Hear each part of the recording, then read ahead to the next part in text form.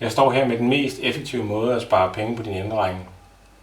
Den her magnet kan spare dig op til 50% på din elregning. Jeg har fundet PowerMagnet XL på nettet, og hvis du googler navnet PowerMagnet XL eller PowerMagnet XL, så finder du med sikkerhed leverandøren. Sådan her. Og så lige lidt justering. Så har du sparet 50% på din elregning. Den her lampe den blinker 10.000 gange per kilowatt-time. Og som du kan se her, så skifter antallet af blink alt efter, hvor magneten sidder på elmåleren. Bemærk lige, at magneten er beklædt med epoxy, så den ikke laver mærker eller ridser.